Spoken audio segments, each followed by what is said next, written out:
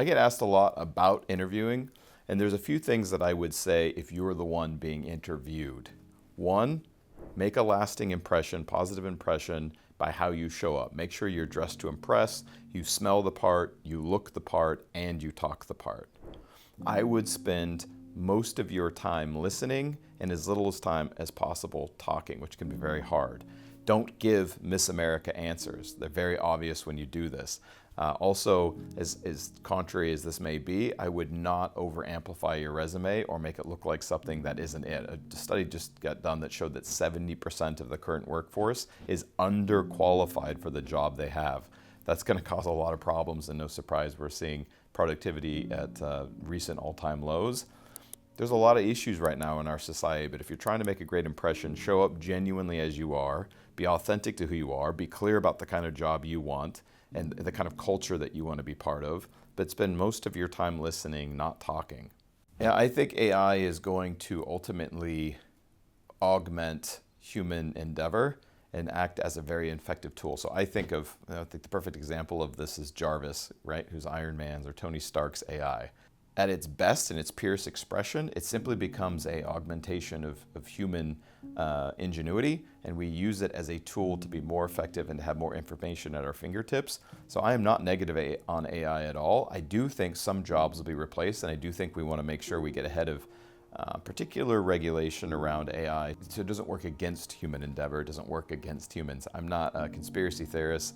I don't think it's naturally going to do that, but we certainly can see how AI is going to change our world and potentially could be used in a negative way if we don't think critically about this and make sure that we don't allow it to happen. But I think AI overall is here to stay. I think it is a wonderful tool, and no matter what your age, no matter where you are in your life right now, find a way to integrate it into what you're doing and allow it to make you faster, smarter, better. I would offer that if you're in a position where your job can be replaced by AI, you're probably in the wrong job. I would look for industries, experience, and opportunities that can't be easily replaced by AI. As a whole, we are going to see a lot of jobs get replaced. I think a 10-year study, a 10-year projection showed that 14 million jobs are going to be replaced, or we'll have a net negative 14 million jobs over the next 10 years, most of them replaced by robotics and AI. But I think for most of the population, AI is going to work as an augmentation tool, much like your phone does now, and it's only going to make you more effective. So what I would do is, instead of avoiding AI, I would learn how to use AI and help it assist you in doing your job better. And if your job can be easily replaced by robotics and AI, I would pivot into something that's less so.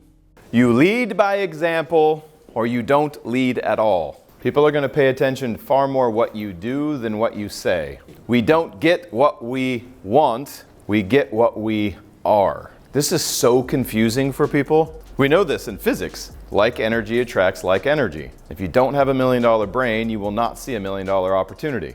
You can't. There's no way for you to. Anybody have that friend that everything they touch just seems to turn to gold? Doesn't matter whether they play in Monopoly or chess, whatever, they just seem to win. Anybody have that guy in their life? Success leaves clues. How about somebody who just always seems to have healthy, stable relationships? If we don't understand what's going on, we'll tell ourselves a story, they're just lucky, is usually the one you hear. Or we'll make up something about them that helps us justify, oh, that's all they care about is winning.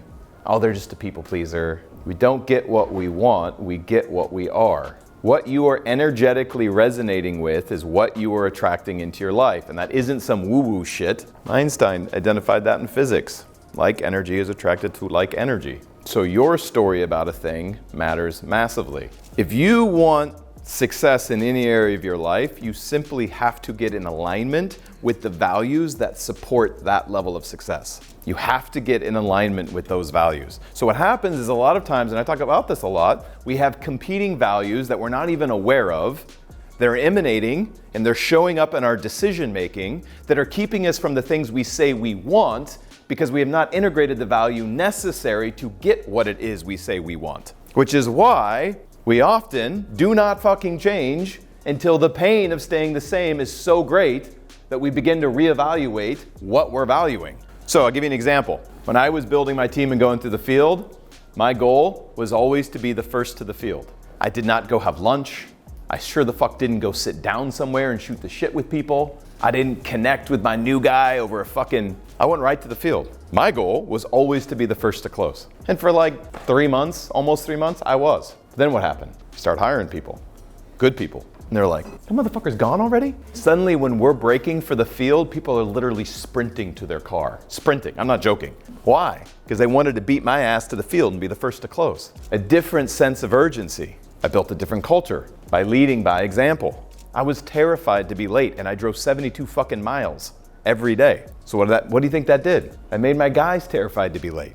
What did that do to my culture? I had savages. Why? Because we built a culture. What you tolerate, you end up inviting. What core values do you have for yourself to become successful? 4, in order. Number 1 is truth.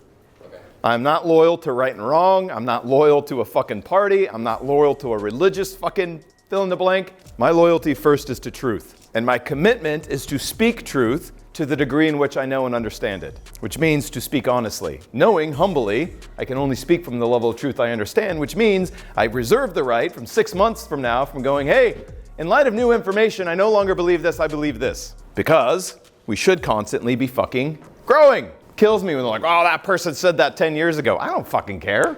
Why do I care what somebody said 10 years ago? I care what they think now. Humans, fascinating creatures. Number 1 is truth. Flip side of that, don't think you can have love without truth, but the second one is love. Choose love over fear. Fear is the mind killer. In my humble opinion, the purest expression of truth also shows up in love. So I would say that they are two sides to the same coin, but truth and love, number 1, number 2.